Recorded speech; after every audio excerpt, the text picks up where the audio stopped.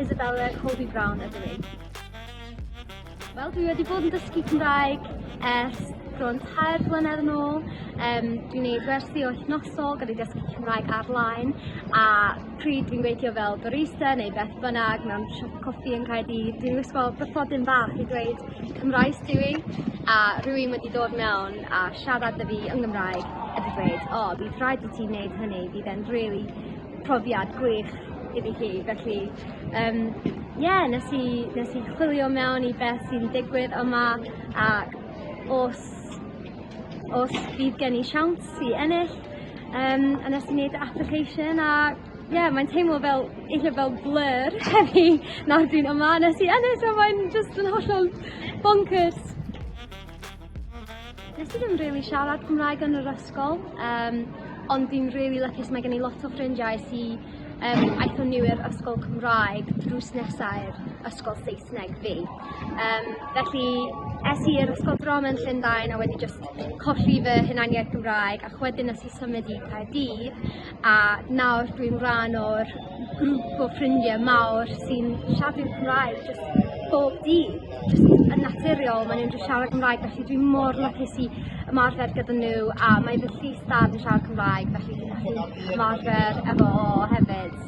Felly dwi'n really lwcus, mae gen i bobl sy'n cefnogi fi a sydd yn hapus i siarad â fi. Mae'n mor haws i ddysgu Cymraeg fel person ifanc. Mae'n gwallgoch, dim mwy bobl sy'n gwybod amdani. Mae'n popeth really am ddim os chi'n o dan 25, felly es i yn Nant Cyffein am ddim i wneud cwrs preswyl lefel canolradd, lle nes i bwyta am ddim, nes i dysgu am ddim, oedd yn profiad gwych, ac wedyn dwi'n gwneud wersi wythnosol gyda dysgu Cymraeg ar-line, a eto mae'n am ddim os chi'n o dan 25. Felly, dwi wedi cael daith really rhad. Dwi'n deall pam ti'n teimlo'r ffordd na yn yr ysgol Cymraeg. Mae'n cool iawn i wedyn siarad efo ffrindiau yn Saesneg i fod rebellious, ond yn fy bwyd ar hyn o bryd, mae gen i ffrindiau really cool a bobl sy'n gwneud pethau mor ddiddorol, a maen nhw'n siarad Cymraeg bob wythnos.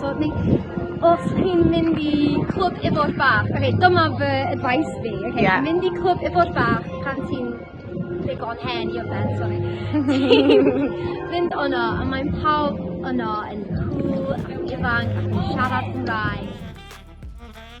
Na i ddweud, come alive.